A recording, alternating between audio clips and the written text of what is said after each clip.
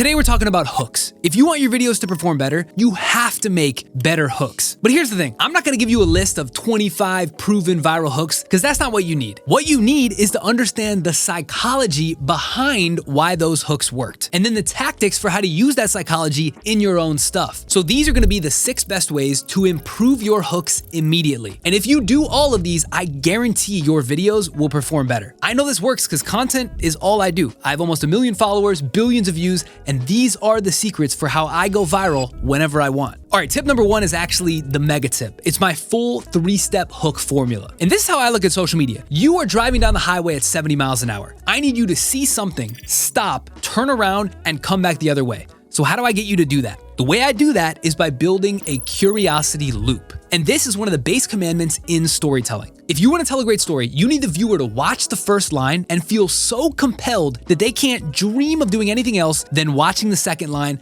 and the third line and so on. The domino effect. This is the curiosity loop. And the deeper the loop, the more curious you are, the more I've hooked you. So the question is, how do I do that in just 3 or 4 sentences? And the answer is that I built a formula that does this every single time. It's 3 steps. The first step is what I call the context lean. In the first line or 2, I need to do 2 things. 1, I need to be super clear about what the video is actually about. Topic clarity. And this is so you as the viewer can self-select in or out based on your interest. If I'm talking about investing and you don't care about investing, I actually don't want to trick you into watching the video because you're not my target viewer. But if you do care about investing, I want to signal this to you as soon as possible. So I need to give you immediate context about the topic. The second thing I need to do is get you leaning in. Context lean. The more you lean in, the more curious you are. These are the easiest ways to get somebody to lean in. Establish common ground, reference a benefit or pain point they may have, use a metaphor to simplify a complex idea, or tell them something so interesting it blows their mind. You need them to be connected and feel like what you're talking about relates to them in some way. Let's go through an example of one of my videos. This is the sphere video I made that got 8 million views. I want you to just watch the first 2 lines.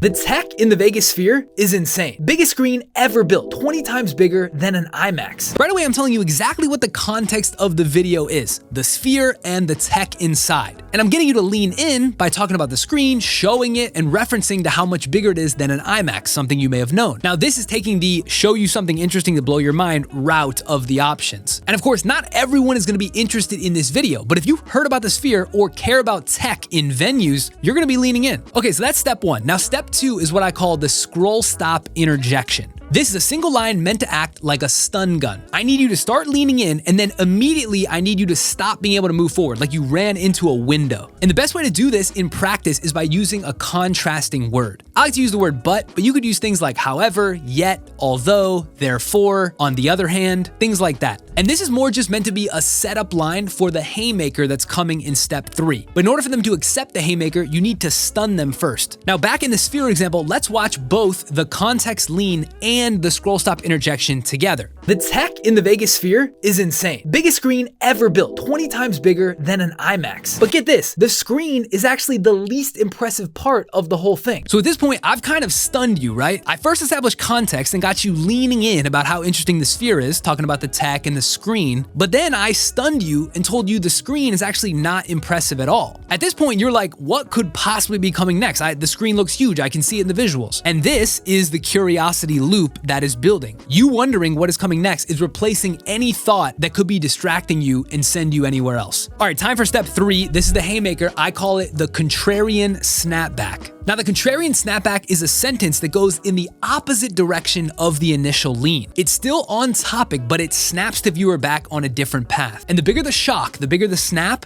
the better the effect. So let's finish the sphere example now with all 3 parts. The tech in the Vegas sphere is insane. Biggest screen ever built, 20 times bigger than an IMAX. But get this, the screen is actually the least impressive part of the whole thing because the most impressive part is the audio. This is gonna blow your mind. At this point, I've got you hook, line, and sinker. I established context immediately. I got you leaning in the case that you were interested in something about the screen or something new you hadn't seen before. Then I stunned you and played the Uno reverse card, snapping you back in a different direction. Instead of talking about the screen, now I'm talking about the audio. that is the snapback. At this point, you are fully hooked and fully curious about what comes next. You can't dream of doing anything else other than learning how this audio is more impressive than the biggest screen ever built. That's hook, line, and sinker. Now, it turns out if you go back and you analyze best performing content from any creator across any medium, a lot of it follows this exact same formula. And it doesn't just have to be the big news style, entertainment style video type content. If I'm making content as a real estate agent and I'm purely looking to drive leads to my real estate practice, pure B2B, I could say something like this. There are 3 massive mistakes people are making with their mortgage. The average person pays an extra $12,000 per year. Now, most people think it's because of high interest rates, but it turns out it has nothing to do with that, because the biggest waste of money is actually coming from,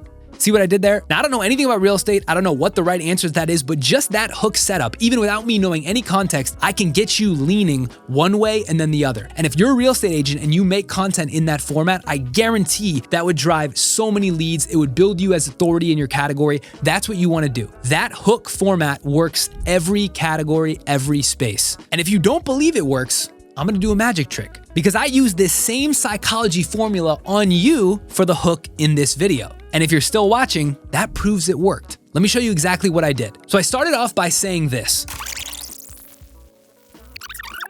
Today we're talking about hooks. If you want your videos to perform better, you have to make better hooks. So right away, this was me giving context on exactly what the video is about, hooks, but also creating common ground and getting you to lean in around the benefit of making better videos if you figure out how to make better hooks. This started building the curiosity loop in your mind. Now, if you watch just those 2 sentences and you don't really care about making videos or making content, then that didn't really apply to you and you've probably bounced anyway. But if you're at this point right now, I guarantee it's because you're trying to figure out how to make videos to perform better. So this built common ground with you, which is my target viewer. Okay, so that's step 1. So context about the video, and I got you leaning in. So now what's next? The next thing I said was this. But here's the thing. I'm not gonna give you a list of 25 proven viral hooks, because that's not what you need. This is the scroll stop interjection, the stop sign, the red light, the stun gun. And this stops you in your tracks because I'm reiterating what you've typically heard in the past. Typically, you see creators talk about the list of the 40 best proven hooks, and then they give you the list. But you know this isn't the answer. I know that's not the answer. So I'm using that embedded belief in your head that you know it's not the answer to stun you into waiting to see what comes next. This is just the setup line to give the contrarian snapback. But it works especially well here because you and I both know that conventional wisdom doesn't work. And so I'm playing on that embedded subconscious belief. Okay, so far you've stopped the car and you've exited off the highway. Now, how do I get you to turn around? That is step 3. So what did I do next? This is the last thing I said. What you need is to understand the psychology behind why those hooks worked, and then the tactics for how to use that psychology in your own stuff. And this is the contrarian snapback, because most people have heard the word psychology. Whether you study psychology or not, you've heard the word psychology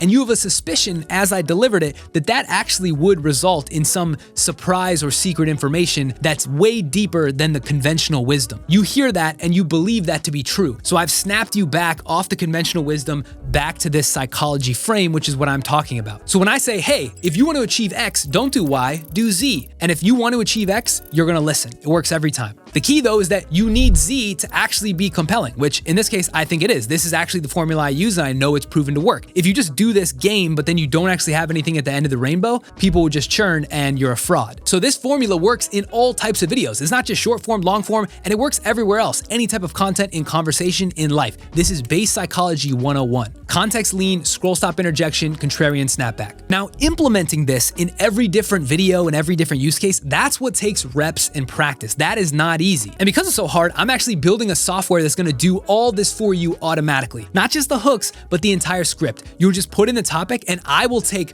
all of the content frameworks and psychology baselines that I understand, and we'll just write the script and the hook for you to make the video compelling. 60 minutes of script writing work distilled down into 60 seconds. That's what we're going for. It's called Sandcastles. Now, we haven't launched it yet. It's coming soon. The beta is gonna drop soon. We have a massive wait list. Make sure you're on that wait list because we're gonna have a launch price that's gonna be lower than we ever offer, and anyone on that wait list is gonna get it. So sandcastles.ai, we're gonna help with all this automated script writing and hooking. All right, so now that we walk through the base psychology and the formula, which is really important to cover off first, let me go through some extra things that'll really help you sauce up your hooks on top of that foundation. Because I promised 6 and that formula was technically just 1, so here's the other 5. All right, the second thing is visual hooks. I say this a lot, but visual hooks are so critical in the video. I cannot overstate the importance. Visual hooks are probably 100 times more powerful than just spoken word hooks. And this is because people read faster than they can hear or that they can visually comprehend a full video scene. I've said this on many other videos, but if you just put title text, your videos will do so much better. So step 1 is put 3 to 5 words on the screen in a big bold font that helps build that context lean. If you can speak it in 1 to 2 sentences, can you write 3 to 5 words and distill that message down? A good example of this is in my video about life-size floor plans. This video got like 15 million views.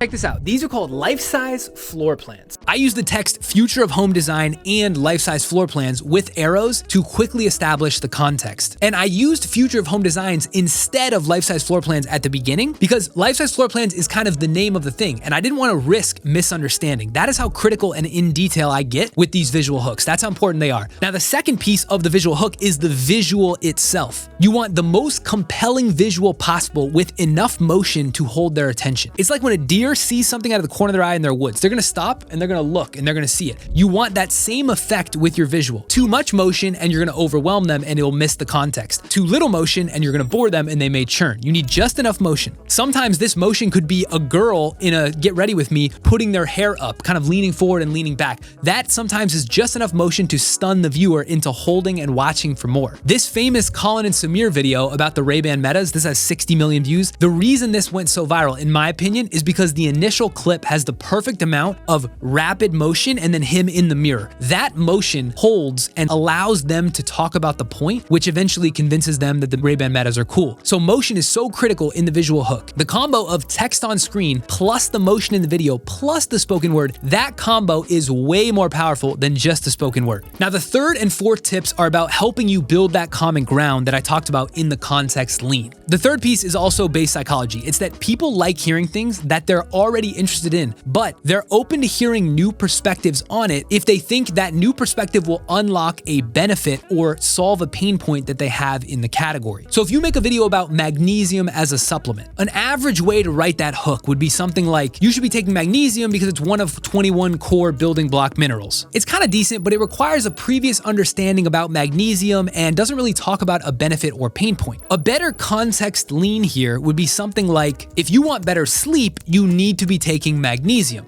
This leads with the benefit of talking about better sleep and then introduces magnesium as a potential solve. Even if someone is against supplements or against magnesium, they will likely wait and hear you out because their desire to solve the pain of not sleeping well is so strong. When you're writing hooks, you always want to think about what the benefit or pain point solve is to the target viewer and then work that in if you can. All right, now the fourth piece to building the common ground is cult hopping. And I've talked about this before. When people hear something that they've heard before, it unlocks a comfort in their subconscious. And the opposite is true. It sounds weird, but if you hear a bunch of stuff you've never heard before, you start to feel dumb and you don't like that feeling, so you bounce away. This is why if you tried to listen to an advanced physics lecture and you've never taken a physics class, you would likely feel super dumb and not want to listen to it. So when you're making videos about complex or niche topics, you need to find a way to wrap the unknown idea in something that is known, some common layer. And one way to do this is what I call cult hopping. This is taking a known brand or a celebrity or a movement or some cultural reference and using it as a metaphor or a comparison around your point.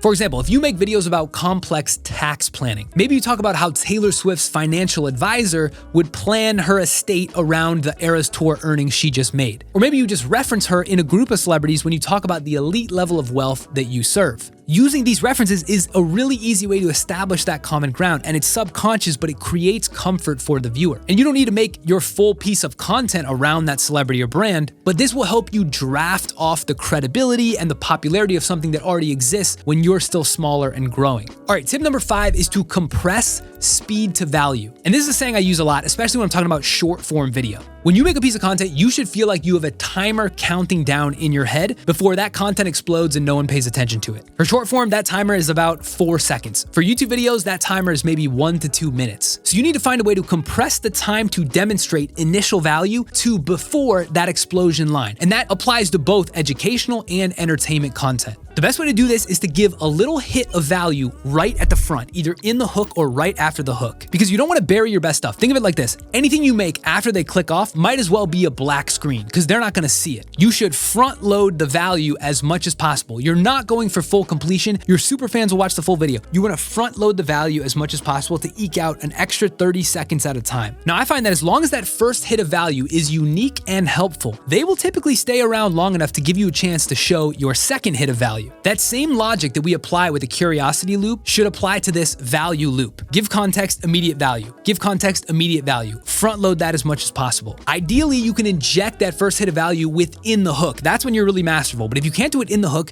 do it right after the hook to keep them. All right, now the sixth super tactical tip is to make your hook sentences staccato. And if you don't know what staccato means, staccato is a type of note in music that is short. Ta, ta, ta, that's staccato. Now, I talked about in my storytelling video, which I'll link at the end of this, how it's good to vary the length of your sentences to create a diverse rhythm. And that is true for the whole video, but for the hook up front, you want to compress short sentences as much as you can. And the reason why you do this is because shorter sentences force you to achieve max clarity. It increases the density of value per word at the beginning. And when time is at a premium at the beginning of the video, you want to increase density value per word as much as you can. Go shorter initially and then expand to medium and longer as the video extends. All right, as you can tell, a lot of this is just getting the reps in and continuing to iterate and learn how to do this, make this subconscious. There are dozens of other tips that I didn't have time for in this video that I also try to infuse as well. It's all about the reps. Now, this takes time. I've spent thousands of hours doing this myself. What you really need are reps and then guidance from somebody who has more reps than you.